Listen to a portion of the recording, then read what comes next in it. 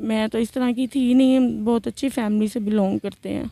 लेकिन अब ये मुझे तो उसने अपनी बातों में फंसाया था। मैंने तो उसके साथ सारी ज़िंदगी गुजारने का ख्वाब देखा था। मुझे तो नहीं पता था कि वो मुझे धोखा दे के चला जाएगा। मैं अल्लाह का शुक्र है कि ऐसा कोई काम नहीं अब करूँगी अपनी ज़िंदगी में। मुझे एक बहुत ये बुरा मेरा रहा है जो भी मेरे साथ हुआ है।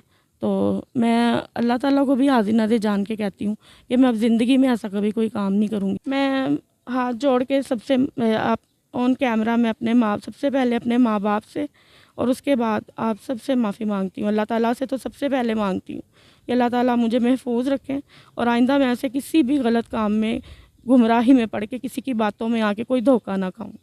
अस्सलाम वालेकुम नाजरीन, मैं हूं आपका अपना मेज़बान ज़ोहैब सागर और आप देख रहे हैं मेरा अपना यूट्यूब चैनल। नाजरीन, कहा जाता है कि इश्क, प्यार, मोहब्बत, बड़े लोग वादे करते हैं, दावे करते हैं, मैं आपके लिए जान तक दे सकता हूं, मेरा सब कुछ आपका है। ऐसी एक कहानी लेके मेरे साथ एक बहुत ही खूबसूरत और जवान लड़की मौजूद है। होता क्या है जी, रॉन्ग नंबर डायल होता है, ठीक है। रॉन्ग नंबर पे बातचीत होती है और लड़के को इसकी आवाज़ बड़ी पसंद आती है और लड़का कहता है जी मुझे आपसे प्यार हो गया है, मैं आपके लिए जान तक दे सकता हूँ। मतलब ऐसी बातें चिकनी चुपड़ी करके इसको अपनी बातों में फंसाता है, जाल में फंसाता है और ये बेचारी इसकी बातों में आ जाती है।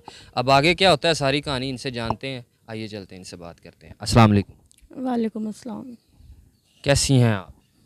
मैं ठीक हूँ। रॉन्ग नंबर पे मोहब्बत जो है वो कैसे होती है, किस तरह होती है, ज़रा हमें भी बताइए और हमारे जानने वालों को भी बताइए, देखने वालों मैं एक दिन बैठी हुई थी और ऐसे ही ना मुझे अचानक से फ़ोन आया और मैंने कॉल अटेंड की है, तो वो कोई रॉन्ग नंबर था। आगे से एक लड़का बात कर रहा था। तो ऐसे मैंने उसको ये कह के सॉरी रॉन्ग नंबर है, मैंने कॉल बंद कर दी।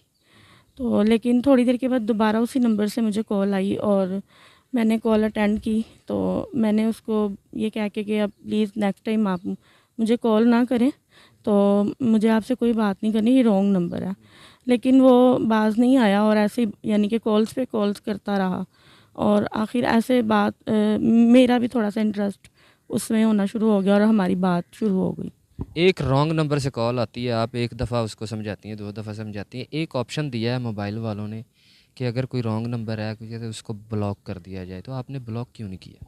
मैंने उसको ब्लॉक किया था लेकिन उसने किसी और नंबर से मुझे कॉल की फिर। मतलब उसने आपको आपकी आवाज़ सुनी और उसने कहा दे मारते 4.5 जिन्ने भी नंबर बदलने पैन मैं कॉल करनी करनी। जी, ऐसे ही हुआ है। मैंने एक के बाद दूसरा नंबर ब्लॉक किया, फिर उसने किसी और नंबर से कॉल की। कितना अरसे तक आपको वो ऐसे तंग करता रहा और आपने उससे बातचीत जो है ना वो करना पसंद नहीं की? ऐसे ही 2 डेढ़ 2 माह इसी तरह होता रहा, तो मैंने उससे बात नहीं की। लेकिन वो इसी तरह नंबर्स बदल के 2-3 नंबर उसने चेंज करके फिर उसने मुझसे बात की और इस तरह आहिस्ता-आहिस्ता मेरा भी थोड़ा-सा दिल उससे बात करने को चाहा, तो मैंने भी उससे बात शुरू की। एक और भी ऑप्शन है कि अगर आपको कोई इतना ही तंग कर रहा है तो आप खुद अपनी सिम क्यों नहीं चेंज कर लेते? बस मैंने सिम चेंज करने का सोचा था लेकिन फिर मैंने नहीं की। मैंने कहा चलें अब ये खुद से हट गया पीछे। लेकिन ऐसे ही 1-2 दिन गुज़रे, फिर मुझे रॉन्ग नंबर से कॉल आई और मैंने कॉल अटेंड की, तो आगे से वही बात कर रहा आगे था। से वही जनाब थे और आपका जो है आपका इंटरेस्ट जो है उसकी तरफ कब बढ़ना शुरू हुआ और कौन सी ऐसी बात उसकी आपको अट्रैक्ट की कि चलो यार रॉन्ग नंबर है लेकिन बातें तो अच्छी कर रहा है, या इस तरह किसी ने बात किया मुझे इससे बात कर लेनी चाहिए? ऐसे कि जैसे उसने एक नंबर के बाद दूसरे नंबर से कॉल की, फिर उसको भी मैंने ब्लॉक किया। उसके बाद उसने एक और नंबर डायल यानी कि एक और नंबर से मुझे कॉल की। तो मुझे लगा कि शायद उसको मुझ में इंटरेस्ट है और वो मुझसे यानी कि बात करना चाहता है, तो वह नंबर चेंज करके बार-बार मुझे कॉल कर रहा है। इसलिए फिर मैंने भी उससे बात की कि आप प्लीज़ ऐसा ना करें, मुझे बार-बार कॉल्स ना करें, मुझे तंग ना करें। लेकिन उसने यही कहा था कि नहीं, मुझे आपकी आवाज़ सुन के आपसे मोहब्बत होना शुरू हो गई है, तो मैं इसलिए बार-बार नंबर चेंज करके आपसे बात कर रहा हूँ, क्योंकि मेरा दिल और आपकी तरफ मेरा ज़हन आपकी तरफ अट्रैक्ट को होना शुरू हो गया। तो फिर मैंने उसकी उन बातों को यानी कि सोच के कि ये मेरे पीछे यानी कि इतना वो हो गया है, तो मैं क्यों ना इससे बात करके देखूँ।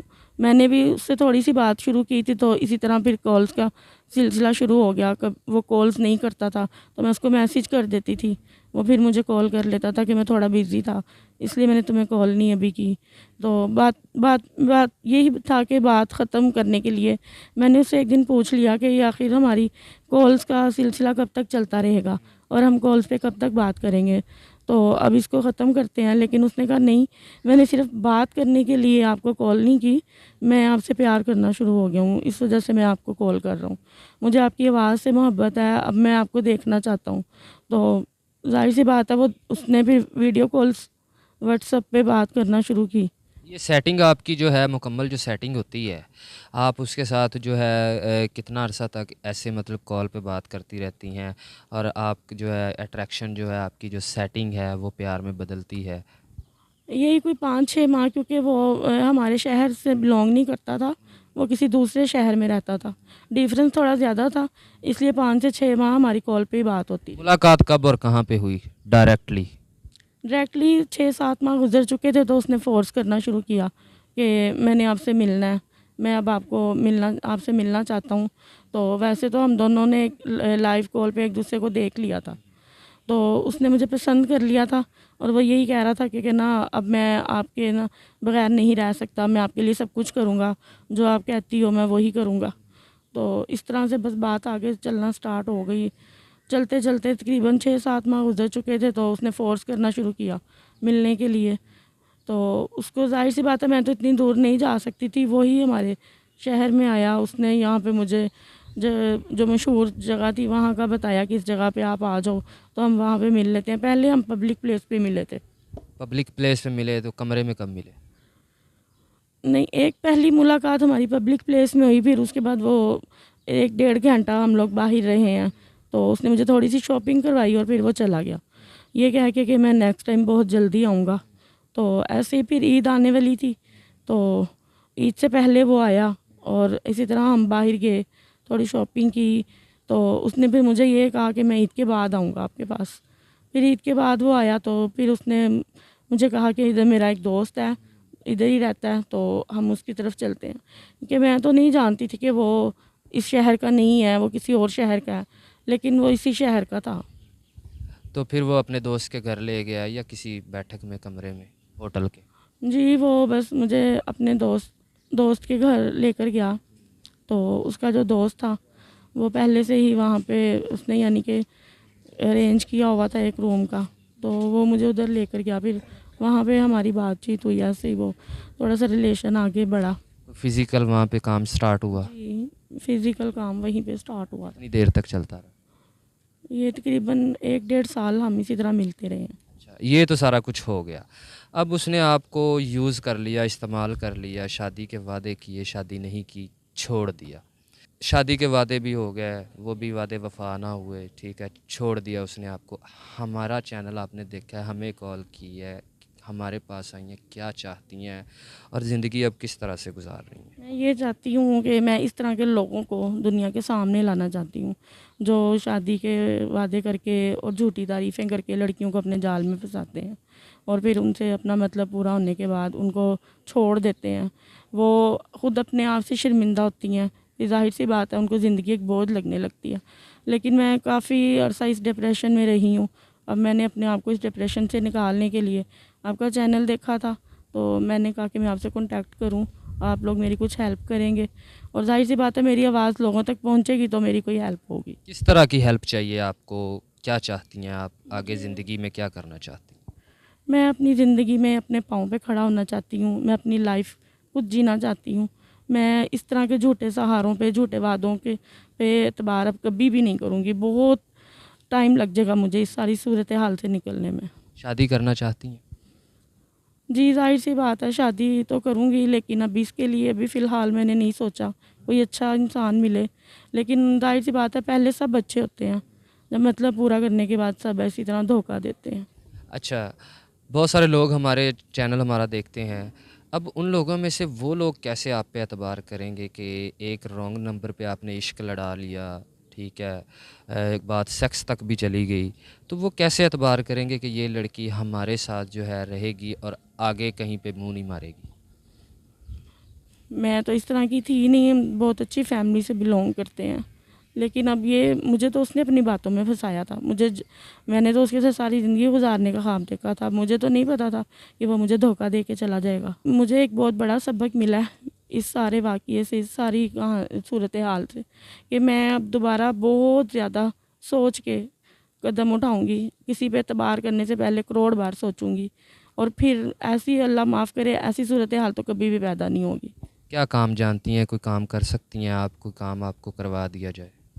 जी, मैं जॉब करती हूँ और मेरा एक्सपीरियंस भी है जॉब में, और मैं कॉस्मेटिक्स शॉप पे जॉब करती थी एक मॉल में। तो अभी मैंने वहाँ से छोड़ा हुआ है क्योंकि मैं बहुत ज़्यादा परेशान थी। अभी मैं अपनी बहन की तरफ रह रही हूँ, तो मेरा ज़ाहिर सी बात है, मेरी बहन का घर भी रेंट पे ही है, और उसका शौहर भी इतना ज़्यादा, कुछ उनके माली हालात अच्छे नहीं हैं। वो मुझे कब तक अपने साथ रखेंगे?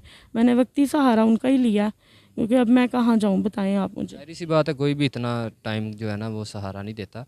आजकल महँगाई इतनी है, खुद के अखराजात पूरे नहीं होते, तो किसी का कोई कैसे पूरा कर सकता है। कॉस्मेटिक्स का काम अगर आपको घर में करवा दिया जाए तो कितने पैसों से काम स्टार्ट हो सकता है? कॉस्मेटिक्स का काम तो ज़ाहिर सी बात है, आपको पता है आजकल चीज़ें बहुत कॉस्टली हो गई हैं। तो कोई अगर अल्लाह का नेक बंदा देख रहा है मुझे, तो जो जिसके दिल में जज्बा हो किसी की मदद करने का, तो इसका ज़ाहिर सी बात है, अल्लाह ताला ने उसको अजर देना है, और बाद में मेरे दिल से जो दुआएं उसके लिए निकलेंगी, वो तो, मैं पता नहीं इस वक्त कितनी मुश्किल में हूँ। मुझे तो कहते हैं कि डूबते को तिनके का सहारा ही काफ़ी है। 2.5 से 3 लाख में कॉस्मेटिक्स का काम घर में बैठ के हो सकता है? जी, हो सकता है, 2.5 से 3 लाख में हो सकता है, क्योंकि वही बात होती है कि हम जितना गुड़ डालेंगे उतना ही मीठा होगा। मतलब स्टार्ट तो हो सकता है ना, आप घर बैठ के रोज़ी तो कमा सकते हैं। जी, वो स्टार्ट हो जाएगा, अल्हम्दुलिल्लाह, अल्लाह का शुक्र है कि इतना स्टार्ट हो जाएगा कि मैं कुछ घर वगैरह कोई रेंट पे अलग से लेके अपनी ज़िंदगी को आगे चलाने की कोशिश करूँ। अगर कोई हमारी वीडियो देख रहा है, उसको आप जो है ना वो आपकी हेल्प करना चाहता है, आपका ये काम वगैरह करवा देता है, आपसे शादी करने का ख्वाहिशमंद होता है हमारी गारंटी पे, तो आप शादी कर सकती हैं? आप गारंटी देंगे इस बात की कि वो ठीक होंगे या नहीं होंगे? ज़ाहिर-सी बात है, उनकी गारंटी भी हम देंगे, लेकिन आपकी गारंटी भी हमें ही देनी पड़ेगी उनको।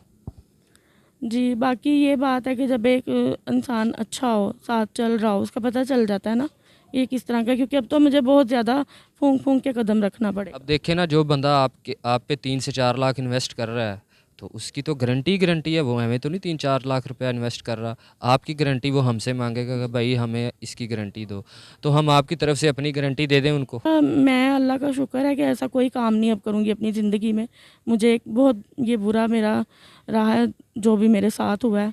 तो मैं अल्लाह ताला को भी हाज़िर नाज़िर जान के कहती हूँ कि मैं अब ज़िंदगी में ऐसा कभी कोई काम नहीं करूँगी। ऑन कैमरा लोग आपको देख रहे हैं, और उनमें से वो शख्स भी आपको देख रहा होगा जिसने आपको अपनाना है, आपका काम स्टार्ट करवाना है। ऑन कैमरा आप माफ़ी मांगें अपने घर वालों से, और सबसे माफ़ी मांगें कि आप आइंदा ऐसा कोई काम नहीं करेंगी जो आपने किया है, और इस तरह की लड़कियों को भी मैसेज दें कि इस तरह रॉन्ग नंबर जो है ना, ये इश्क मशूकियाँ जो है ना, ये बहुत गलत काम है, ये नहीं करनी चाहिए। मैं हाथ जोड़ के आप ऑन कैमरा में सबसे पहले अपने माँ बाप से, और उसके बाद आप सबसे माफ़ी मांगती हूँ। अल्लाह ताला से तो सबसे पहले मांगती हूँ कि अल्लाह ताला मुझे महफूज रखें, और आइंदा मैं ऐसे किसी भी गलत काम में, गुमराही में पड़ के, किसी की बातों में आके कोई धोखा ना खाऊं। आपकी तौबा के ऊपर आपने माफ़ी मांग ली है, तो हम मुकम्मल आपकी गारंटी देंगे इंशाल्लाह ताला। अब आप परेशान ना हो, आपका काम भी स्टार्ट करवाएंगे इंशाल्लाह ताला, और आपको एक अच्छी ज़िंदगी मिलेगी, आपकी शादी भी इंशाल्लाह ताला हम करवाएंगे। जी, तो नाज़रीन, आपने सारी वीडियो देखी है, सारी कहानी इनकी सुनी है। बस उम्र में जो है ना, वो टीन एज जो होती है ना, उम्र जो एक यंग लड़की जब जवान होती है, तो उसमें जो है ना ये मोहब्बत के पंगे पड़ जाते होते हैं। तो ये भी मोहब्बत में पड़ गई, सारा जो वो इस्तेमाल करके बगैरत इंसान इसको छोड़ के चला गया। ऐसे लोगों पे मैं ना करोड़ों बार लानत भेजता हूँ, जो दूसरे की माँ बहन की इज़्ज़त करना नहीं जानते, उसको इस्तेमाल करके छोड़ देते हैं। जो कोई भी वीडियो देख रहा है, इसकी हेल्प करना चाहता है, इसको कारोबार जो है ना वो स्टार्ट करवाना चाहता है, इसके घर का रेंट वगैरह, जो भी बिजली का बिल, जो भी अखराजात है वो उठाना चाहता है, निकाह करना चाहता है, इज़्ज़त देना चाहता है, तो दिए गए नंबर पर रब्ता ज़रूर करें। इनका नंबर स्क्रीन पे चल रहा है। इनकी तरफ से हमारी मुकम्मल गारंटी है कि ये जिसके साथ भी अब निकाह हम करवाएंगे उसके साथ मुकम्मल वफ़ादारी निभाएंगी। इजाज़त दीजिए, अल्लाह हाफ़िज़।